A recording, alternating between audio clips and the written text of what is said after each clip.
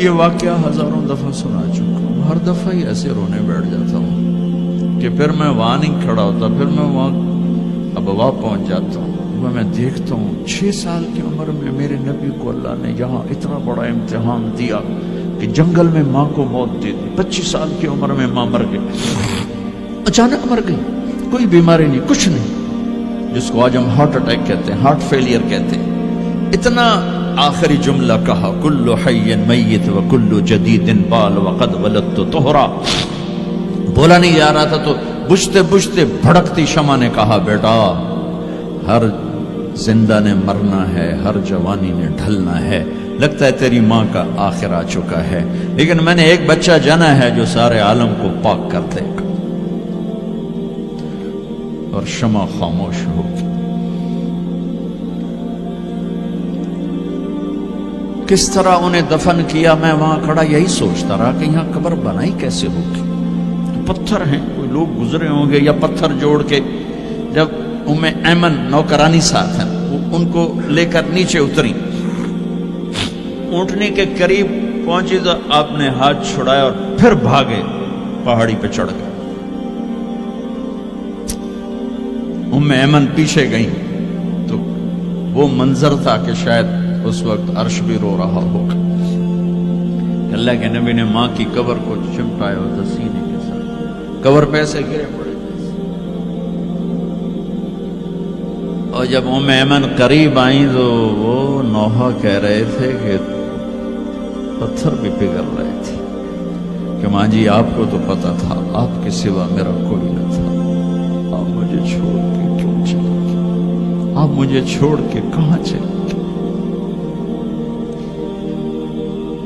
ایمن نے اٹھانا چاہا، انکار کر دے گا، میں نہیں جاتا، میں نہیں ماں کو چھوڑ کے جاتا۔ کھینچ کے لے گئی، گھسٹتا ہوا بچہ پہاڑ سے اتارا۔ 2 دن روتے روتے مکے کا سفر ہے، پھر کھانا بھی بند ہو گیا، پینا بھی بند ہو گیا، سوائے زمزم کے چند گھونٹ پانی کے سارا دن نہ کھاتے تھے نہ پیتے تھے، اکیلے بیٹھے رہتے، نہ ماں نہ باپ نہ بھائی نہ بہن۔ اللہ 57 سال کے بعد ماں کی قبر پر پہنچے اور قبر کے سرہانے آ کر بیٹھے، گوڈے اوپر اٹھائے اور ہاتھ یہاں رکھے اور سر گوڈوں میں دیے، جیسے چھوٹے بچے رونے کی پوزیشن بناتے ہیں۔ یہ چھوٹی جگہ میں دکھا نہیں سکتا، اور پھر جو رونا شروع کیا، اتنا روئے کہ ساری تاڑی سارا سینہ آنسوں سے بھر گیا، جیسے کوئی معصوم بچہ، جیسے 6 سال کا محمد رو رہا صلی اللہ علیہ وسلم۔ اتنا روئے کہ وجود ہل گیا، اور پھر فرمایا کہ میں آگے نہیں جاؤں گا، میں رات یہیں رہوں گا۔ تم کیا جانو رشتے کیا ہوتے ہیں، تمہیں صرف پونڈ گننے آتے ہیں۔ تم سے مراد میں بھی اور سارے بھی، کہ ناراض نہ ہو جاؤ، ساری امت کا یہی حال۔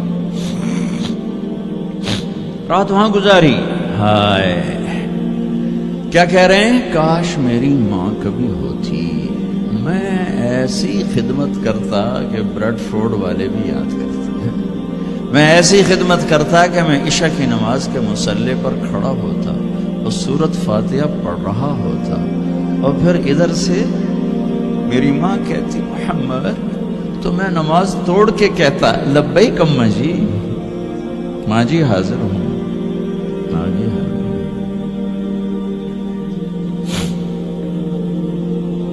مچھلی کھانا چھوٹا گناہ ہے، شراب بیچنا بڑا گناہ ہے، سود کھانا بڑا گناہ ہے، ڈرگ بیچنا بڑا گناہ ہے، چوری ڈاکے ظلم و ستم کیا امت نہیں کر رہی، بے گناہ قتل، جھوٹے الزام تہمتیں،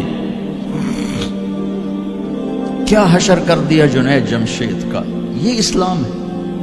اتنے نیک انسان، 17 سال سے اللہ کا نام لینے والا، اس پہ گستاخ کی تہمتیں، یہ امت کیا منہ دکھائے گی اللہ اس کے رسول کو، کہ جس نے منافقوں کو سینے سے لگایا۔ عبداللہ بن ابی جیسوں کے جنازے پڑھ دیں. کہاں چلے گئے, کہاں ڈوب گئے. اتنا زوال, اتنی اندھیری رات ہے کہ امید ہی ختم ہو گئی کہ پتہ نہیں دن بھی چڑھے گا.